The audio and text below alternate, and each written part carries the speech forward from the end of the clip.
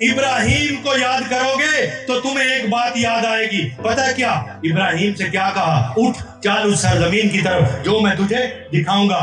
اور وہ جو خدا کا دوست تھا اس نے بالکل بھی یہ سوال نہیں کیا خدایا کتھے جاؤں. پوچھنا چاہیے نا. آندے جو اٹھ چل اس زمین. کیڑی زمین؟ نہ زمین دس دے ہو، نہ راہ دس دے ہو، نہ منزل دس دے ہو، نرا آندے اٹھ چل.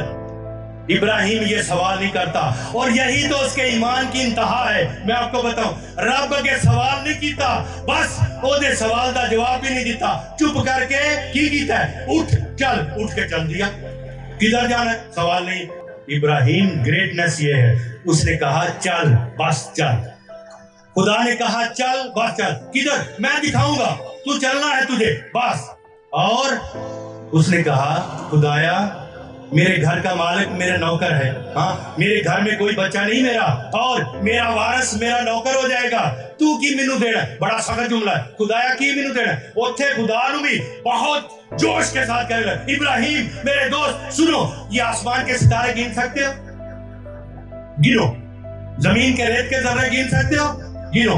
واہ انسان، خدا تجھ سے ہم کلام ہوتا ہے تیری زبان میں، تیری تہذیب میں، تیرے کلچر کے اندر، تیرے گھر کے اندر، تیری زندگی کے اندر، جو تجھے سمجھ آ جائے. دیکھو ابراہیم راتاں نے سفر کرنا رہا، تاریاں دا پتہ ہے، زمین دے ریت ذریاں دا پتہ ہے. اسی لیے ابراہیم اور جیڑی زبان تو سمجھے میں اسی زبان سے تیرے نال گل کراں.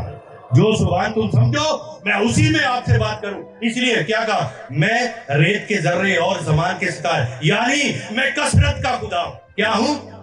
کثرت کا خدا ہوں. جب دیتا ہوں تو کثرت سے دیتا ہوں. بے شک ایک تو دیکھتا ہے، اسحاق ایک دیکھتا ہے، کثرت سے ہوگی اتنی کہ آسمان کے ستارے اور ریت کے ذروں کو گن سکو تو اتنی ہوگی. اسی لیے ہمارے خداوند نے کہا زکئی آج تیرے گھر نجات آئی ہے، کیونکہ تم ہی اس کثرت والے دا پتر ہے. کیا؟